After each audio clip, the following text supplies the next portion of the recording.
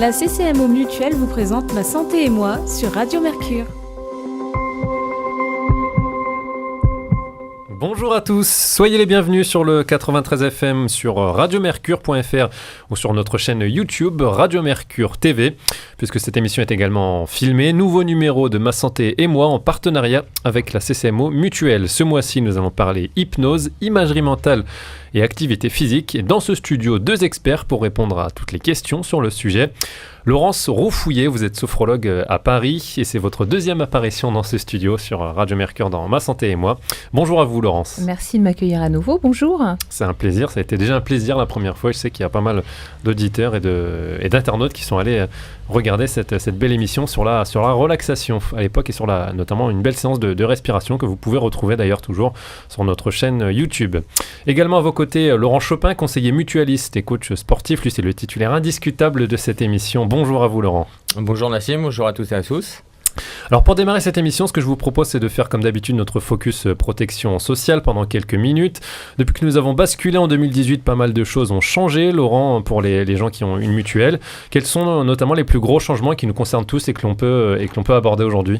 Alors avant de parler de changements, c'est surtout des chantiers que le gouvernement a lancés, et notamment avec on l'avait entendu pendant la campagne présidentielle, avec cette volonté qu'il y ait à minima en tout cas sur certains postes de garantie un zéro reste à charge, c'est-à-dire que l'adhérent n'est pas, le consommateur de frais de santé n'est pas non seulement évidemment d'avance de frais, mais en plus qu'il soit remboursé à 100%. Et les chiffres de 2017 qui sont tombés il y a relativement peu, on s'aperçoit que sur les dépenses de frais de santé, entre 8 et 10% restent à la charge du consommateur. Mais il y a une disparité sur ces différents frais. La dernière fois, vous vous souvenez, j'avais expliqué la création de la sécurité sociale et sa vocation à ne pas rembourser 100% de la totalité des frais de santé, mais vraiment ce qui était le plus urgent. Et c'est pour ça que les complémentaires avaient été créés. Mais on s'aperçoit que notamment sur les frais d'optique et sur les frais de dentaire, il y a encore 22, 24, 25% de reste à charge. Et l'objectif du gouvernement est d'arriver à la barre fatidique des zéros.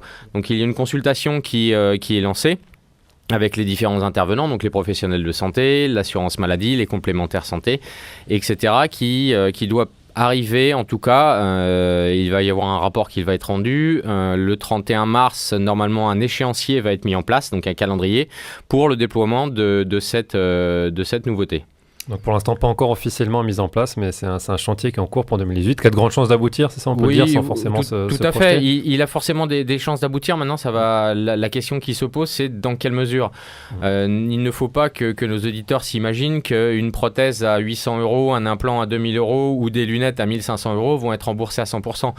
Comme pour la mise en place de la mutuelle obligatoire pour les entreprises, il va y avoir un panier de soins, c'est-à-dire un minimum qui va être défini.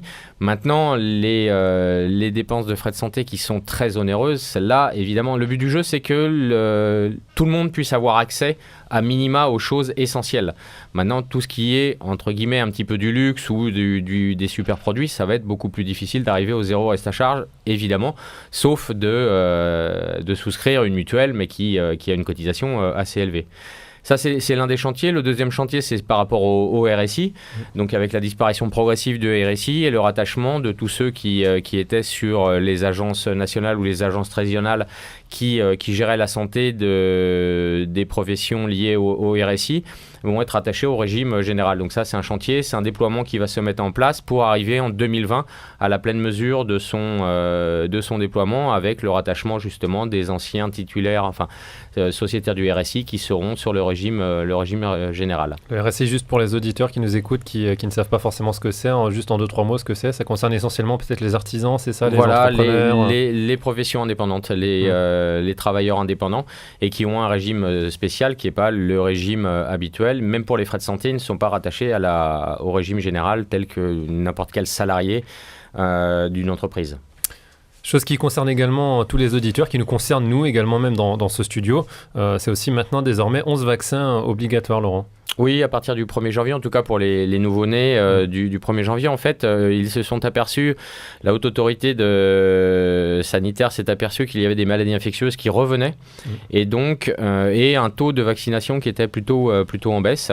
parce que des maladies qui, soi-disant, n'existent plus, en tout cas chez nous, on a tendance à les oublier. Et puis quand elles réapparaissent, on n'est pas forcément armé pour pouvoir lutter. Donc voilà, à partir du 1er janvier, en tout cas pour tous les nouveau-nés, à partir du 1er janvier 2018, j'entends bien, il y a ces 11 vaccins qui sont obligatoires. Donc vous trouvez forcément la liste, j'imagine, sur n'importe quel site santé, de la CCMO, bien sûr, c'est de l'ARS. les 3 premiers, les 3 qui étaient toujours obligatoires, diphtérie, tétanos et le vaccin pour la polio. Maintenant, vont être renforcés avec l'hépatite. Là, j'ai la liste, on peut la donner rapidement, donner. ouais. Donc la coqueluche, les oreillons, tout ce qui concerne la méningite, l'hépatite B, la rubéole, la rougeole, le pneumocoque, voilà, c'est tous ces vaccins qu'on avait peut-être un petit peu négligés et qui maintenant sont obligatoires. Et on a vu la polémique que ça a généré ces dernières semaines. Merci Laurent pour ce point sur toutes les nouveautés à venir ou déjà votées pour 2018. Et puis évidemment que s'il y a des choses qui changent tout au cours de l'année, à chaque fois c'est le moment, lors de ce focus protection sociale à chaque début d'émission, de refaire un peu le point avec vous sur l'actualité justement du domaine de la santé. Ce que je vous propose Laurent, c'est tout de suite de passer avec Laurence. Cette fois-ci Laurence, il va falloir que je fasse attention à ne pas bafouiller pendant cette émission. Je pense pas qu'on puisse nous confondre quand même. Hein. Physiquement non, mais parfois en radio on bafouille sur des noms comme ça. Les homophones, je crois, comme ça se dit, c'est ça, je pense sous le contrôle de Jean-Claude Saint-Paul à la technique, quand il y a des noms qui se ressemblent. Laurence, avec vous, on va parler aujourd'hui d'un sujet qui nous fascine beaucoup, qui nous questionne tous, qu'on soit ici dans ce studio ou les auditeurs. C'est l'hypnose et également l'imagerie mentale. On en parlera également avec Laurent Chopin, puisque je sais que c'est quelque chose qu'il a lui-même pratiqué dans le domaine sportif. Mais déjà, pour répondre à certains fantasmes, à certaines questions évidentes sur l'hypnose, Laurence, déjà, comment on pourrait définir en quoi consiste vraiment l'hypnose, pour pas confondre avec le magnétisme, le charlatanisme ou plein de choses comme ça? Alors, tout simplement, l'hypnose est une technique à visée thérapeutique et cette technique consiste à provoquer un état modifié de conscience, d'accord ? Donc on est aujourd'hui ici mardi dans ce studio et on est tous parfaitement présents et conscients à ce qu'on fait, de même que les personnes qui nous écoutent dans leur voiture sont absolument conscientes de la vigilance et de l'attention qu'elles portent à la conduite automobile. C'est mieux quand même. Oui, c'est mieux, c'est préférable, c'est pour ça que je le dis tout de suite. Dans les voitures, c'est mieux, gardez les yeux ouverts quand même. Et puis à certains moments qui peuvent être des moments un petit peu de rêverie, en particulier, alors en voiture, il y a un phénomène hypnotique qu'on connaît très bien, c'est le fait d'avoir des arbres de chaque côté de la route. Vous pouvez l'avoir aussi quand vous êtes dans le train et que vous regardez par la fenêtre et puis il y a une succession de maisons qui sont identiques. À ce moment-là, cette répétition visuelle d'un motif identique va amener à un abaissement de l'activité du cerveau, puisqu'en fait le cerveau fonctionne avec deux choses, il fonctionne avec de l'électricité et avec de la chimie. Donc là, on est sur l'activité électrique du cerveau. Donc la vigilance va baisser et on atteint un état qui est proche du sommeil. Donc au départ, en fait, l'hypnose, c'est ça, c'est un moyen d'arriver à un état qui soit proche du sommeil en sachant qu'on est toujours conscient. Et pour faire la différence peut-être avec l'hypnose de foire, c'est-à-dire le côté un petit peu justement démonstratif de l'hypnose, en hypnose on est toujours conscient, on ne peut pas entre guillemets vous mettre dans un état que vous ne souhaitez pas. Donc que les choses soient claires, vous avez un cabinet aujourd'hui et vous pratiquez l'hypnose dans votre cabinet à Paris. Vous ne prenez pas le contrôle des personnes Jamais. Et tout le monde... Alors la question qu'on pose souvent, c'est que est-ce que tout le monde est suggestible? Est-ce que tout le monde peut entrer en état d'hypnose? La réponse est oui et non. C'est-à-dire oui, potentiellement tout le monde peut le faire, mais vous ne pouvez pas le faire si vous ne voulez pas le faire. D'accord ? Donc, a priori, les gens qui font... Voilà, il faut être volontaire pour le faire. Il faut avoir une démarche, et c'est souvent une démarche thérapeutique. Mais c'est vrai que l'hypnose de foire a toujours voisiné dans l'histoire avec l'hypnose thérapeutique, parce que le moyen en lui-même peut paraître parfois impressionnant. Mais au-delà du moyen, ce qui nous intéresse, c'est l'objectif. Pourquoi on va s'en servir ? Alors justement, la plupart des gens qui viennent vous consulter, Laurence, et qui sollicitent donc une séance d'hypnose avec vous, c'est pour soigner quel genre de problème, quel genre de mots généralement? Alors souvent, c'est pour accompagner deux types de choses. D'un côté, on va mettre globalement les dépendances, et la plus importante, c'est la cigarette. Donc c'est vrai que c'est une technique qui fonctionne bien pour la cigarette. Ça n'est pas magique, mais ça permet de résoudre le dilemme qu'on peut avoir parfois entre « je dois arrêter de fumer » et « il faut que je puisse arrêter de fumer ». Parce qu'à la fois la cigarette est quelque chose de nocif, mais c'est aussi un plaisir. Donc même si la volonté, la raison, la conscience disent il faut arrêter de fumer parce que c'est pas bien, c'est pas bon pour la santé, l'inconscient dit oui mais d'accord, mais j'adore ça. Voilà. Donc l'hypnose permet de résoudre ce conflit. Donc tout ce qui est autour des dépendances, ça c'est vraiment le premier axe de travail. Ça peut être aussi parfois quand on est accro aux bonbons, aux gâteaux et qu'on a tendance à grignoter. Ça pour moi je mets ça dans la même catégorie. L'alcool aussi ? Oui, bien sûr, l'alcool. Et puis, moi, ça m'est arrivé d'accompagner des personnes qui étaient suivies aussi en thérapie et sur le plan médical avec des addictions plus lourdes, donc à des produits beaucoup plus nocifs encore. Et puis, la deuxième catégorie, c'est vraiment tout ce qui va être autour des comportements. Une situation s'est passée et elle a déclenché un état émotionnel qui va créer une limite ou un blocage. Alors, ça peut être le cas, par exemple, dans le sport, mais ça peut être dans un acte de la vie quotidienne, prendre l'avion. Donc tout ce qui va être autour des phobies. Donc ça peut être des phobies qui existent depuis des années ou ça peut être une phobie qui s'est déclenchée sur un événement, par exemple un accident de voiture. Il y a eu un trauma, il y a eu un gros choc et c'est un choc émotionnel. Et à ce moment-là, on va réussir, alors c'est une image bien sûr, à décharger, à séparer l'impact émotionnel de l'événement de la réalité de cet événement. Voilà, pour qu'on puisse remonter en voiture et puis à nouveau pouvoir conduire ou remonter à cheval ou reprendre une compétition si on a eu un échec, une déception, une blessure, etc. Alors, on ne va pas vous faire une séance d'hypnose ici dans ce studio, même si la dernière fois avec vous, on avait fait une bonne séance de relaxation et de respiration ventrale, puisque vous l'aviez dit en introduction, Laurence, il y a pas mal de gens qui nous écoutent en voiture. Évidemment, l'objectif, ce n'est pas de vous endormir au volant et de causer quelconque accident. Mais quand même, est-ce qu'on peut expliquer, Laurence, en quoi ça consiste dans les grandes lignes, une séance d'hypnose très concrètement ? Qu'est-ce que vous faites ? Est-ce que c'est vous qui parlez ? Est-ce que la personne répond ? À quoi ça ressemble une séance d'hypnose ? Alors, c'est une excellente question, parce que on voit, moi je vois à peu près... Bravo. Non mais on voit qu'il y a du travail, c'est professionnel.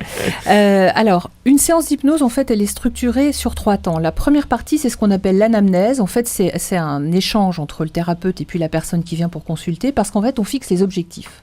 Pourquoi on est là ? On ne fait pas de l'hypnose, alors pour se faire plaisir peut-être, mais il faut savoir en gros où on va. À partir de cet objectif, moi j'émets des hypothèses de travail. Ça c'est mon travail c'est ma part, j'ai envie de dire, en tant que thérapeute, c'est-à-dire je vais sélectionner dans les outils, dans les techniques que je connais, ce qui va être le plus adapté à la situation. Ensuite, on rentre dans la phase, dans la séance en elle-même, c'est-à-dire que je vais guider la personne. D'abord à se détendre, à se relaxer. C'est là où ça ressemble effectivement à des techniques dont on a déjà parlé ici, relaxation, sophrologie, c'est-à-dire que je vais quitter un petit peu aussi mon schéma mental et mon schéma de pensée habituel qui fait que je me demande si j'ai bien payé mon premier tiers provisionnel ou si j'ai bien mis de l'argent dans le parc-mètre. Donc on va un petit peu décrocher de tout ça pour arriver à un état de détente et surtout pour amener le cerveau à ralentir, à être sur quelque chose qui est plus apaisé. À partir de ce moment-là, on fonctionne en fait en dialogue.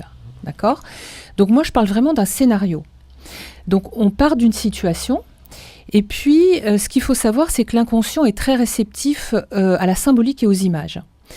La volonté va être très sensible au rationnel, aux arguments, aux mots, mais l'inconscient va fonctionner beaucoup plus avec des images. Donc, on va beaucoup utiliser des analogies, des symboles. Alors, parfois, on construit vraiment une histoire, mais on construit toujours une histoire qui part de l'histoire de la personne qui vient nous voir. Et c'est vrai que cette histoire, elle évolue en fonction de ce que la personne ressent, puisqu'en fait, on va vers un objectif qu'on a défini. Et bien souvent, il faut faire évoluer le scénario au fur et à mesure de la séance. Et c'est ça qui est très intéressant. Alors moi, je vois parfois, ça m'étonne un petit peu, quand il y a des reportages à la télévision sur des séances d'hypnose, on voit des gens qui récitent, même parfois qui lisent, des protocoles, des séances toutes faites. Ça, pour moi, ça ne fonctionne pas. Ça ne fonctionne pas parce que, ne serait-ce que pour l'arrêt du tabac, il y a plein de raisons différentes pour lesquelles les personnes ont commencé et il y a plein de raisons différentes pour lesquelles le tabac est toujours dans leur vie. Et ça, c'est votre histoire personnelle. Donc, si on utilise, alors on parlait tout à l'heure des vaccins, c'est comme prendre un vaccin ou des antibiotiques qui vont avoir un spectre très large. Donc, cet antibiotique, il peut convenir à tout le monde, mais si vous avez une pathologie bien précise, il ne fonctionnera pas forcément avec vous. Donc là, l'idée, c'est de cibler. Donc les techniques qui peuvent être récitées, toutes faites, etc. fonctionnent, on va dire, avec 30% des gens. Mais si on veut cibler, il faut vraiment construire avec la personne. Donc ça, c'est le cœur de la séance d'hypnose. C'est vraiment tout ce qui va se faire. Et ce qui est très étonnant, c'est qu'en fait, c'est la personne, c'est le patient qui trouve en elle les ressources et les solutions. Et en tant que thérapeute, on ne fait jamais que guider ça. On l'entoure. Alors, on l'entoure avec de la technique parce qu'à certains moments, il peut y avoir des points de blocage. Alors, pour une raison très simple, c'est que l'inconscient, qui a une façon de fonctionner qui n'est pas forcément toujours très logique, elle n'est pas négative, mais elle n'est pas forcément logique versus le rationnel. L'inconscient, lui, va prendre parfois des raccourcis, puis de temps en temps, il ferme la porte. Ce que j'appelle un petit peu des processus de censure. Ah ben non, là, je vous dis n'importe quoi. Je vous demande, par exemple, de visualiser que vous respirez beaucoup mieux parce que vous ne fumez plus. Et puis là, ça ne fonctionne pas. L'image, elle ne vient pas. Parce que l'inconscient dit, c'est gentil ton truc, mais on ne va peut-être pas aller jusque-là. À ce moment-là, il faut trouver autre chose. Donc vraiment, au cours d'une séance d'hypnose, ça demande une grande attention de la part de la personne qui accompagne, parce qu'il faut être au plus près de ce qui se passe. Ensuite, on débriefe, et souvent, ce qu'on dit, c'est qu'il y a quelque chose qui se met en place, c'est-à-dire qu'on voit un changement qui intervient. Alors moi, je dis toujours, c'est entre 1 minute et 3 semaines. Voilà, c'est à peu près la moyenne. Parfois, c'est pendant la séance. Notamment une anxiété, quelque chose qui a pu se passer, qui crée un gros blocage, et ce blocage, il était même ressenti physiquement. Par exemple, une oppression thoracique, ça c'est assez classique. Quelqu'un qui vous dit « j'ai une barre, j'ai une boule, etc. » En plein milieu de la séance, elle va vous dire « ça y est, la barre, elle part. Je sens que ça se... » Voilà, donc ça s'est fait tout de suite. Alors, c'est là où on sait toujours où on veut aller, on ne sait pas le temps que ça prend. Voilà, c'est là le facteur. Et des fois, le chemin peut évoluer aussi. Alors, le chemin peut évoluer. Ce qu'il faut savoir, que c'est un processus. Moi, c'est ce que j'appelle un train peut en cacher un autre. On a un objectif. Moi, je vous ai dit au départ, sur la base de l'anamnèse, de l'échange que j'ai avec le patient, je vais émettre une hypothèse. Et d'ailleurs, qu'on discute souvent ensemble.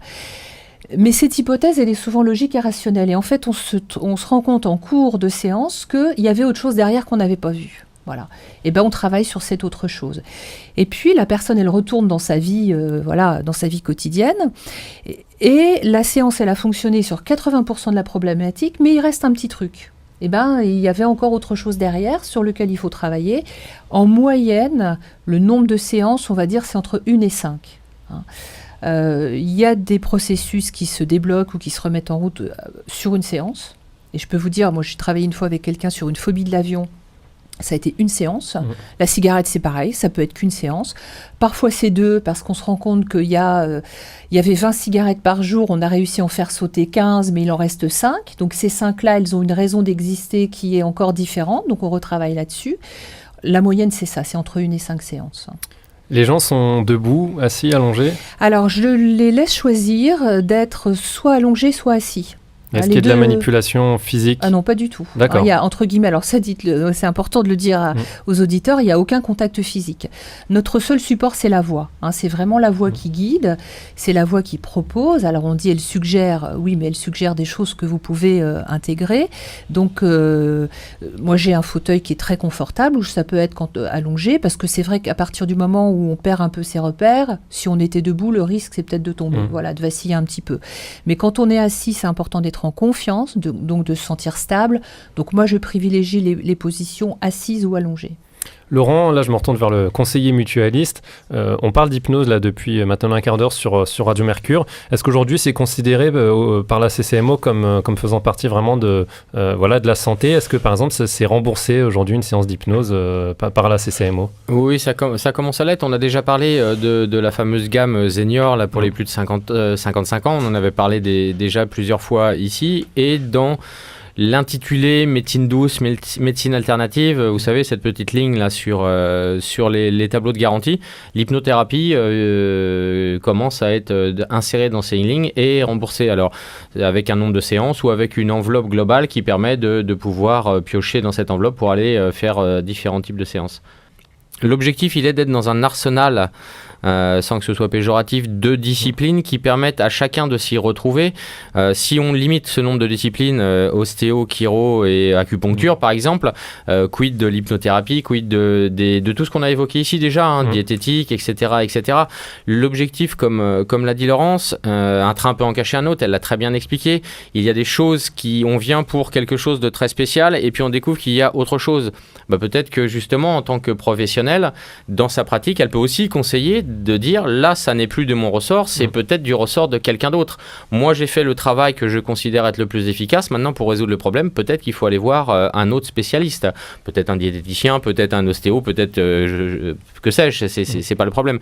Donc, si on est limité dans ce nombre de choses, on va peut-être avoir des réticences à y aller. Donc, on essaie d'ouvrir au maximum la palette qui permet aux gens, dans un premier temps, de choisir, de trouver ce qui est le plus adapté à eux-mêmes, aux difficultés qu'ils peuvent rencontrer, parce que certains vont préférer aller faire de la sophro plutôt que de l'ostéo, même si ça ne soigne pas tout à fait la même chose, on est bien d'accord, mais voilà. Donc ça permet, la palette permet d'ouvrir les choses et le champ des possibles, et quand on ouvre le champ des possibles, on peut résoudre beaucoup plus de problèmes. On vous fait régulièrement gagner des places pour Mesmer sur Radio Mercure, au moins 2 ou 3 fois par an. Vous êtes plusieurs à déjà aller le voir, notamment du côté du Tigre de Marny-les-Compiègnes ou également au Zénith d'Amiens. Rapidement, forcément, puisque les gens y pensent, et c'est aussi ce on le voit régulièrement à la télé. Est-ce que ça, c'est de l'hypnose? Est-ce que c'est du vrai, selon vous, ce que fait Mesmer? Alors, c'est pas de l'hypnose au sens où je l'entends moi. Donc, si j'observe ça, je peux pas vous dire ce que c'est. Je serais tentée de vous dire que c'est manipulé. C'est en tout cas parfois l'image que ça donne. Mais en tout cas, ça n'a rien à voir avec le travail qu'on peut faire quand on est sur de l'hypnose thérapeutique. Alors, ça peut être des états de somnambulisme pour certaines personnes, et notamment... ça nous est tous arrivé, notamment quand on était petit. On se réveille dans un demi-sommeil, on parle. Moi, on m'a raconté quand j'étais petite qu'à des moments, je cueillais des fleurs, etc. Peut-être qu'à ces moments-là, quand on nous parle... Un somnambulisme romantique. Voilà, c'est ça. Bucolique. Bucolique même. Très, très champêtre. Voilà. Mais au-delà de ça, je ne sais pas l'expliquer. Mais ce qui est vrai, c'est que ça a toujours existé. Et ce qui est important pour vos auditeurs, c'est de bien comprendre qu'on parle de 2 choses différentes.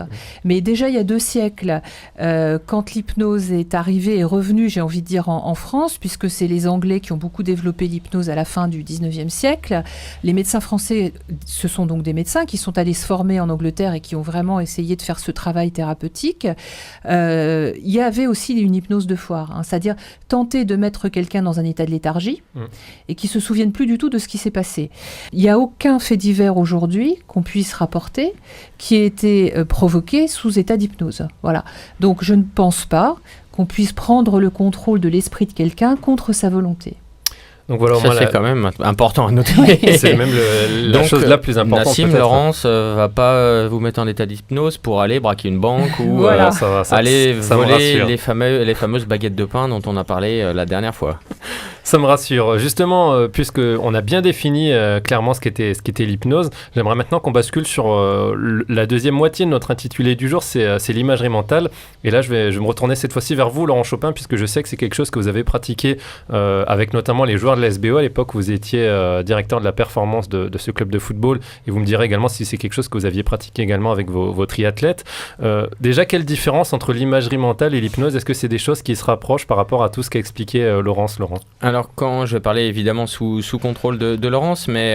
je n'hésiterai pas à prendre le contrôle si nécessaire. D'accord, pas de souci, sans me taper, Laurence.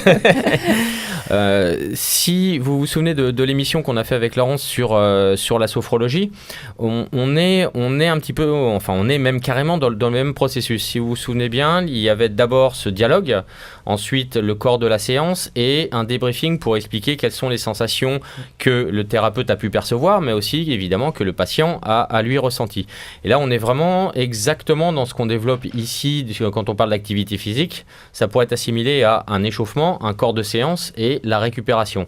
On est vraiment dans le même processus. Et quand on parle d'imagerie mentale, on va être exactement dans la même chose. C'est-à-dire qu'il va y avoir un objectif qui va être émis par la personne qui vient pour ce type de séance, aussi accompagné par le coach ou la personne qui a été formée pour. Et puis, en fonction de ces objectifs, on va mettre des moyens en place.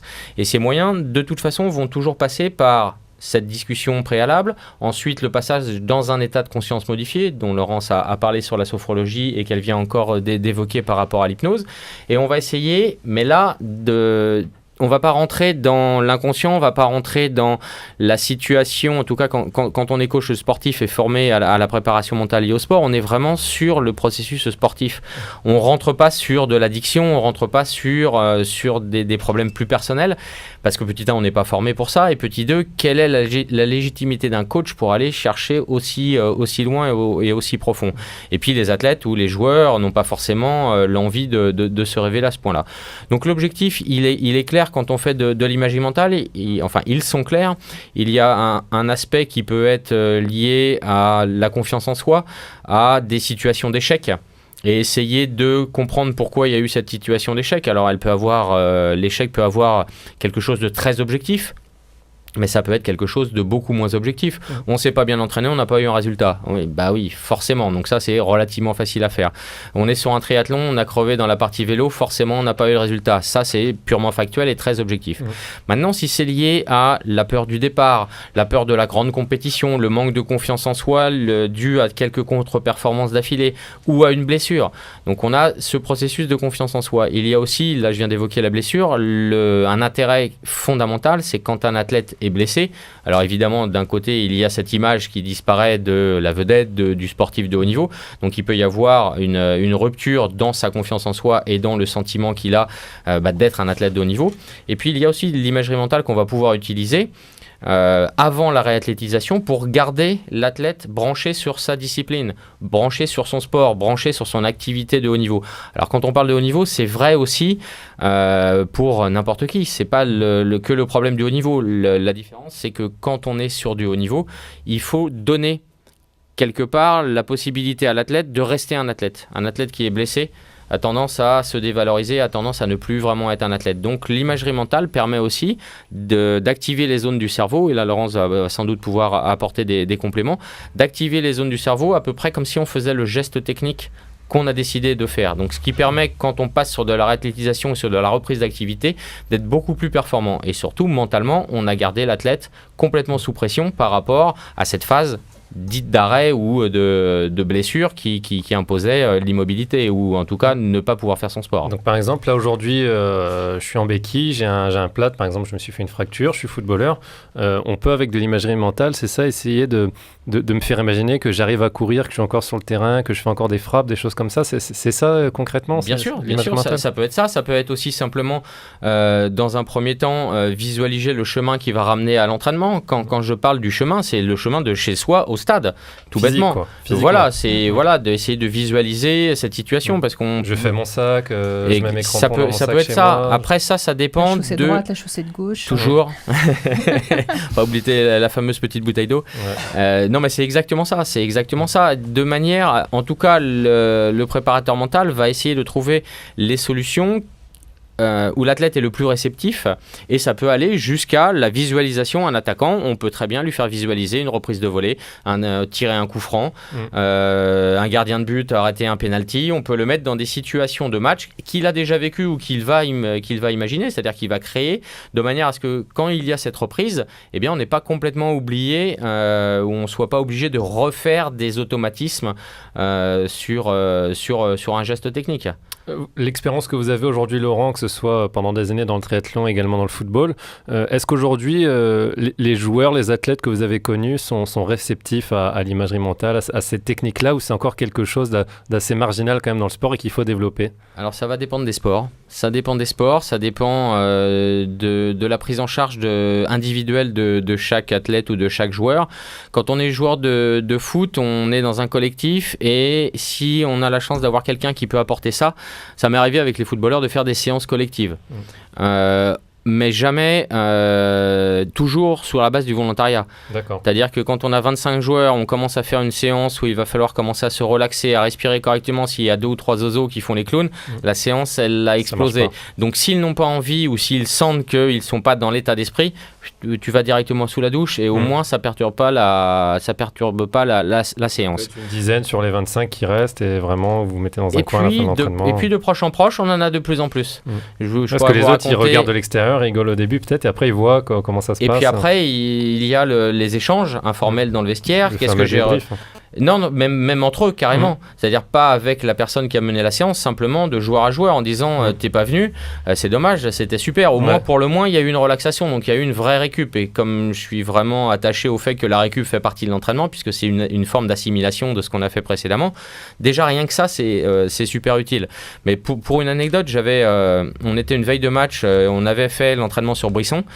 Ce qui était relativement rare à une époque, puisque le terrain, avant qu'il soit hybride, était souvent... On ne pouvait pas forcément l'utiliser la veille. En faisant une petite séance la veille, ça pouvait marquer le terrain. Donc, on avait amené les joueurs sur le terrain. On avait fait une séance très, très légère, une mise en place.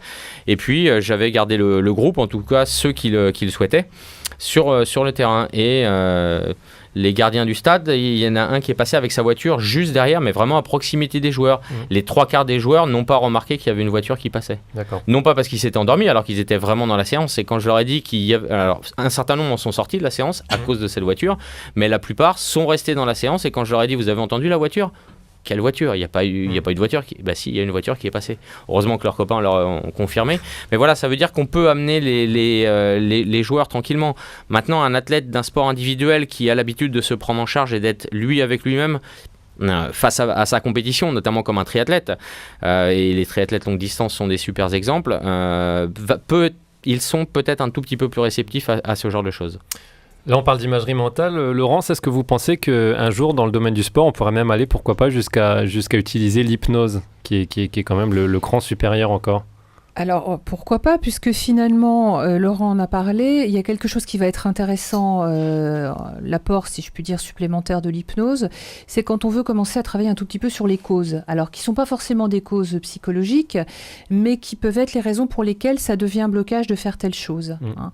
Alors, à la suite, par exemple, d'une blessure ou d'un échec, dans le cadre d'une compétition. J'ai un exemple qui me vient en tête, alors je ne citerai pas de nom ici, mais je connais des joueurs qui jouent dans le département, enfin notamment un, par exemple, qui s'est blessé régulièrement depuis 2 ans à la cheville, toujours à la même cheville, et quand on le voit jouer, on ressent qu'il y a clairement une appréhension aujourd'hui de venir au contact, de mettre le pied, et on peut travailler peut-être là-dessus, justement sur cette appréhension via l'hypnose. Et puis de déconnecter justement, alors l'appréhension c'est de la peur, c'est l'émotion de base, c'est la peur, et d'arriver à décharger cette peur par rapport à l'événement lui-même. C'est-à-dire que le cerveau a tendance à penser que quelque chose qui s'est passé d'une manière va toujours se passer de la même manière. C'est ça. C'est un si je retourne de la même manière au contact et que je mets le pied, je vais me reblesser à la cheville. Parfois, ça nous rend même superstitieux. Non, les sportifs et la superstition. Voilà, donc ça, on arrive en fait à dissocier les deux. Il y a vraiment cette idée de dissociation, c'est-à-dire qu'on peut atténuer certaines remontées émotionnelles liées à certains actes, certains événements ou certains comportements.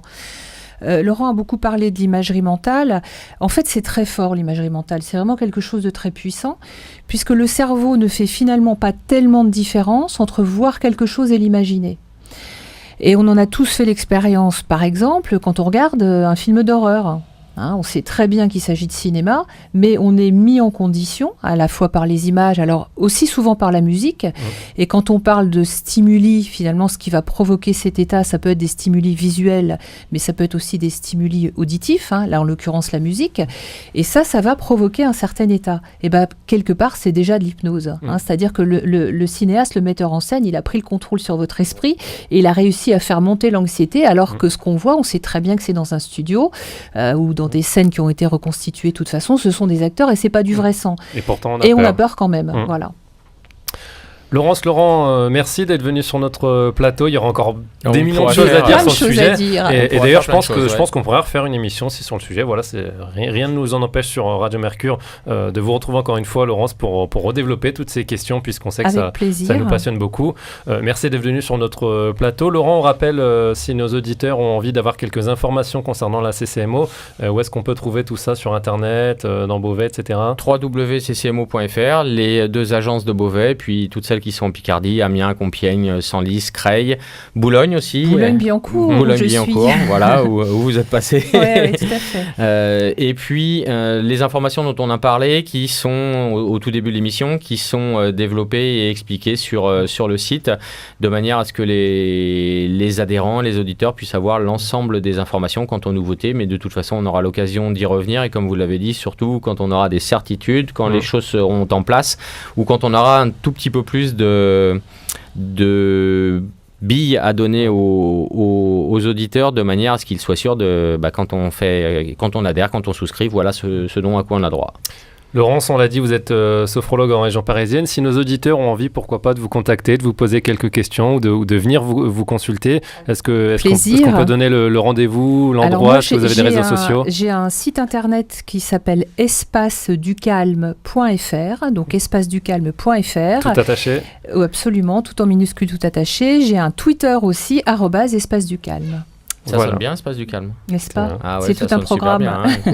On a de la place et on se sent bien avec vous. J'espère que vous êtes bien sentis pendant cette émission de Ma Santé et Moi. On se retrouvera, nous, le mois prochain, le premier mardi du mois, comme d'habitude, pour une nouvelle thématique avec Laurent Chopin de la CCMO. On va remercier Jean-Claude Saint-Paul du côté de la technique et également pour le montage vidéo. Et puis, on vous souhaite à tous une très belle fin de journée à l'écoute des programmes de Radio Mercure.